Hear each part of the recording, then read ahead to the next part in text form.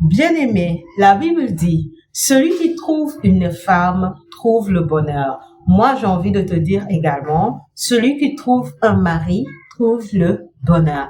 Tout simplement, celui qui trouve un partenaire trouve le bonheur. Bien-aimé, il y a des gens qui mettent sur l'autre la responsabilité de venir te combler de joie. C'est-à-dire, ce sont des gens qui sont frustrés, qui sont souvent tristes, qui ont une vie morose et qui croient que c'est en ayant un partenaire, c'est en étant dans une relation que tout à coup leur vie va être merveilleuse et tout. Et donc ce sont des personnes qui n'arrivent pas à vivre seules, qui ont besoin forcément d'être dans une relation amoureuse, d'être dans un foyer, parce que c'est comme si en dehors de la relation, la vie n'a pas de sens.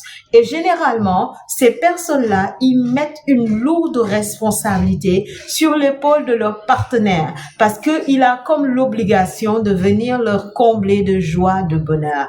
Et dans de pareils cas, la relation finit par être trop lourde, trop chargée, et puis la personne finit malheureusement par partir parce qu'on a mis sur lui une responsabilité trop grande, une responsabilité exagérée. Bien-aimé, chaque personne doit chercher à se réjouir seule en dehors de son partenaire et apprendre à s'épanouir seul, à être autonome et indépendant. Ne pas être de ceux-là qui souffrent de la dépendance affective, mais savoir s'épanouir, se réjouir seul, hormis une relation amoureuse ou hormis le fait d'être dans un couple. Mais, bien aimé, chaque personne doit personnellement veiller à être le bonheur de son partenaire, veiller à être le bonheur de l'autre.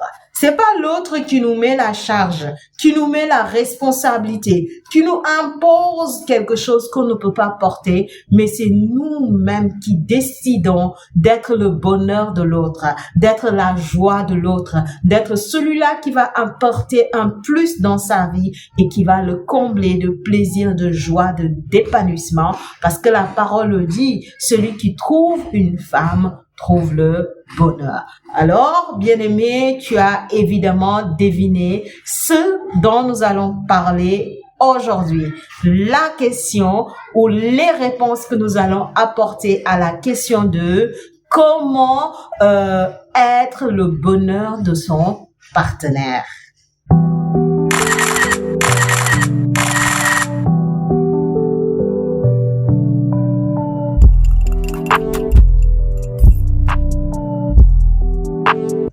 Shalom à toi, moi c'est Marie-Paul Pierre de Pleinement Soi. Je suis servante de l'Éternel, coach de vie, entrepreneur et puis présente sur les réseaux comme tu peux le constater. Sur ma chaîne YouTube, je te parle d'accomplissement, de réalisation, de réaliser ta vie de rêve, d'accomplir ta vision de l'avenir, d'entrer dans le plan de l'Éternel pour ta vie qu'on appelle communément la destinée prophétique.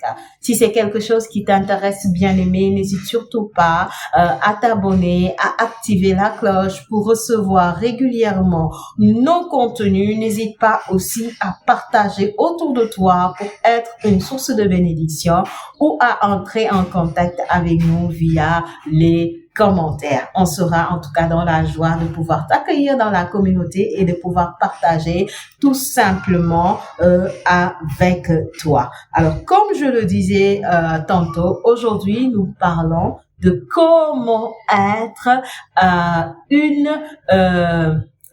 bénédiction dans le sens de comment être la joie de son partenaire, comment être le bonheur de son partenaire, comment combler l'autre de bonheur et être un sujet d'épanouissement dans la relation. Bien aimé, la première chose, c'est ne pas être égoïste, c'est penser à l'autre.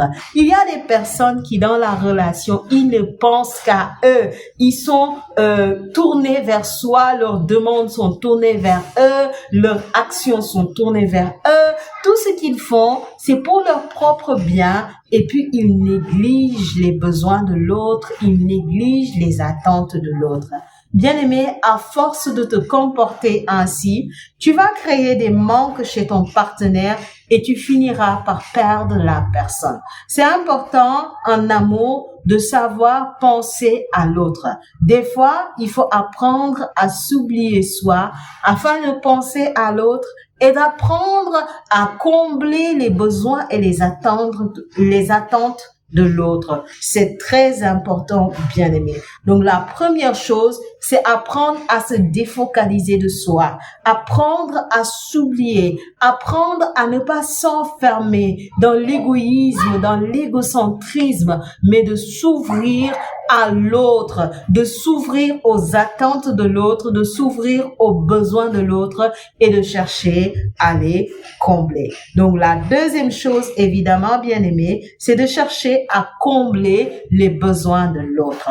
Donc, cela passe par l'observation. Quand tu sais bien observer ton partenaire, quand tu sais bien l'écouter et analyser ses actions, ses paroles, ses comportements, ses attitudes, tu finis par connaître qui est ton partenaire, quels sont ses besoins, quelles sont ses attentes, dans le but de venir les combler, bien-aimés. C'est en comblant les besoins de l'autre, c'est en comblant les attentes de l'autre qu'on finit par être, comment dirais-je, une pièce maîtresse dans sa vie, parce qu'on l'apporte ce que les autres ne vont pas forcément l'apporter. Donc, c'est important de chercher à combler ses besoins et ses attentes.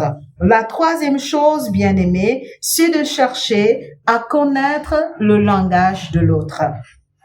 Vous savez, on a l'habitude de commettre une erreur, c'est-à-dire ce qu'on veut que les gens fassent pour nous, on va se retrouver à faire ces mêmes choses pour eux. Mais si ça se trouve, la personne n'a pas forcément les mêmes besoins que toi. Aujourd'hui, nous avons appris avec Gary Chapman qu'il y a plusieurs langages de l'amour. Il y a des personnes qui aiment exprimer leur amour au travers des cadeaux. D'autres, ce sont des temps de qualité. D'autres, ce sont des paroles valorisantes. D'autres, c'est par le toucher. Mais imagine, bien-aimé, que tu sois avec une personne qui exprime son amour au travers de ses cadeaux. Et que toi, ce qui compte pour toi, ce sont des temps de qualité. Maintenant, imagine une personne qui aime trop les cadeaux. C'est une personne qui va te bombarder de cadeaux, mais qui ne sera pas forcément présent pour toi. Maintenant, si toi, les cadeaux ne font pas partie de ton langage d'amour et que tu es plutôt une personne qui aime les temps de qualité, tu vas considérer que l'autre ne t'aime pas, il te donne des cadeaux juste genre pour te faire croire qu'il t'aime alors que dans le fond, il ne t'aime pas parce qu'il ne prend jamais de temps pour toi. C'est comme ça qu'on est dans une relation et on soupçonne l'autre de ne pas nous aimer. Plusieurs personnes sont dans des relations et ils soupçonnent l'autre de ne pas les aimer et ils ont l'impression qu'ils aiment plus l'autre. Pourquoi? Parce qu'ils se donnent, ils communiquent dans leur langage, mais ils ne communiquent jamais dans le langage de l'autre. Et ça fait que dans la relation, chacun communique dans son langage, il s'investit, il donne, il fait des choses et il attend que l'autre en fasse de même, mais sauf que l'autre ne le fait pas, parce que l'autre est dans son langage. Et donc, on a l'impression que nous sommes les seuls à aimer, l'autre ne nous aime pas. Pourquoi? Parce que tous les actes d'amour que l'autre pose, nous, on ne les considère pas forcément comme l'acte d'amour. Donc, l'autre, il voit qu'il est en train de se tuer à te démontrer de l'amour, mais toi, tu ne reçois pas forcément cet amour. Pourquoi? Parce que tu ne comprends pas forcément le langage de l'autre. Bien aimé, tout cela pour te dire que c'est important de chercher à connaître le langage de son partenaire. Donc, quand on est dans une relation, certes, il faut connaître premièrement son langage d'amour, mais il faut aussi connaître le langage de l'autre. Si toi, tu aimes les cadeaux et que tu te rends compte que l'autre, les cadeaux ne lui font pas grand-chose, lui, il aime les temps de qualité, mais efforce-toi à avoir avec ces personnes des temps de qualité pour que la personne se sente aimée apprécié, valorisé dans la relation et que l'amour qu'il y a entre vous deux puisse grandir, puisse croître. Donc, quand on veut être le bonheur de son partenaire, bien aimé, au-delà du fait de ne pas être égoïste et de chercher à combler l'autre, il faut également apprendre à connaître quel est son langage d'amour afin de pouvoir communiquer avec la personne et le combler d'amour et le combler de bonheur. La quatrième chose, c'est ne pas attendre que l'autre fasse des demandes. Voyez, il y a des personnes, tu es avec eux dans la relation, c'est-à-dire ils ne te montrent aucune action qui témoigne de leur amour. À tel point que tu es obligé de demander de l'amour, tu es obligé de quémander de l'amour. Bien aimé, ça c'est pas bon. Une personne qui agit comme ça ne sera jamais le bonheur de son partenaire.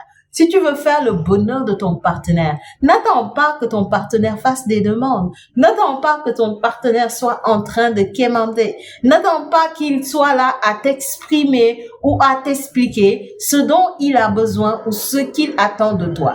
C'est vrai que il faut quand même être un minimum expressif, mais n'attends pas qu'il le fasse, bien aimé. Prends les devants et comble ton partenaire.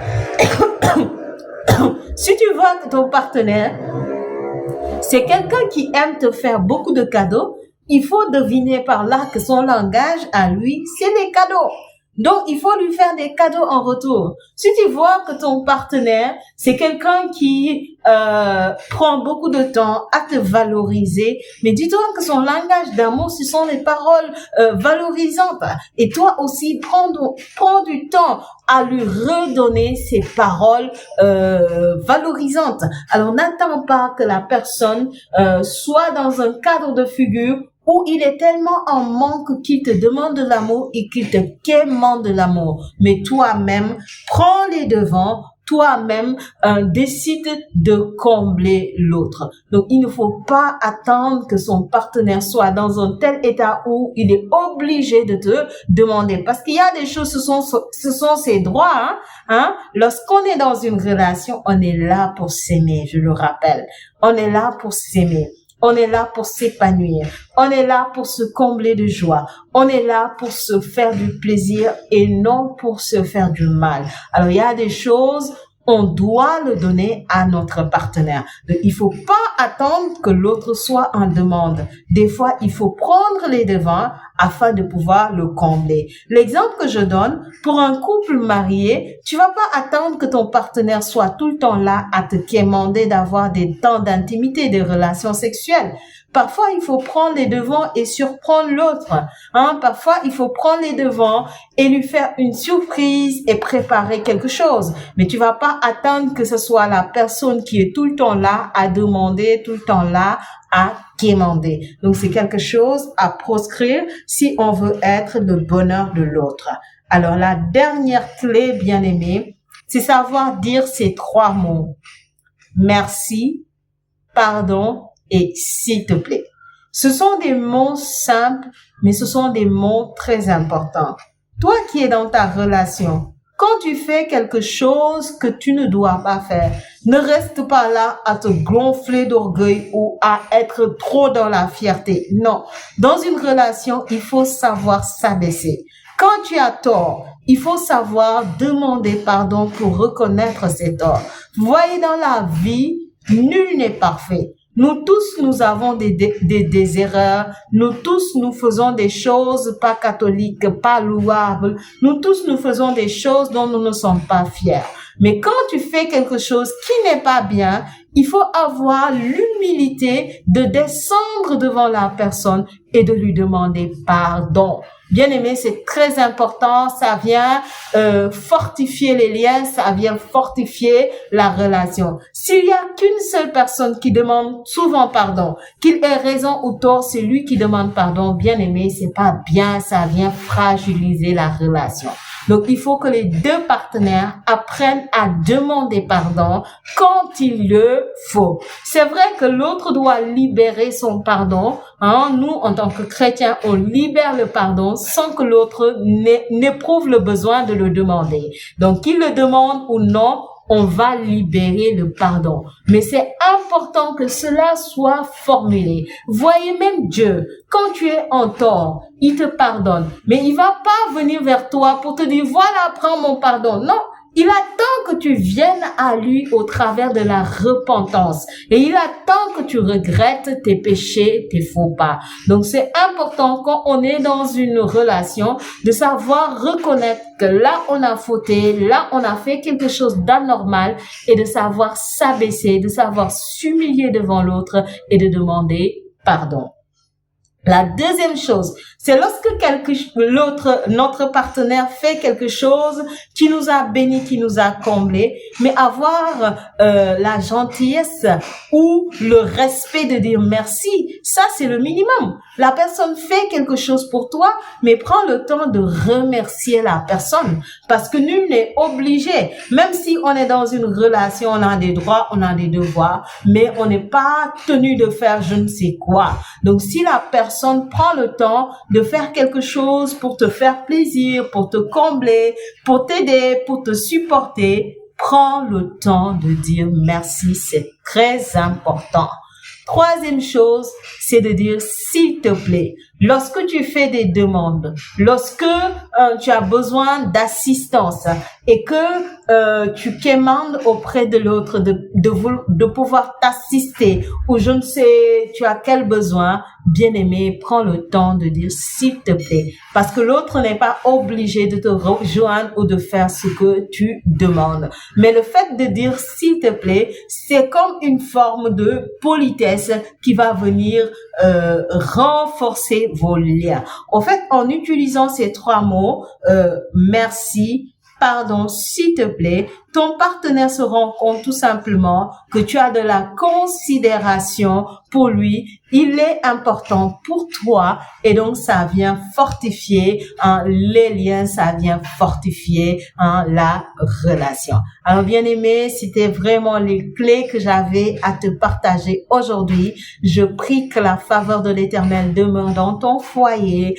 Toi qui n'es pas encore engagé, qui est en cheminement, que Dieu te bénisse dans cette relation et que Dieu amène ton projet de mariage à bon terme au nom de Jésus-Christ de Nazareth. Amen.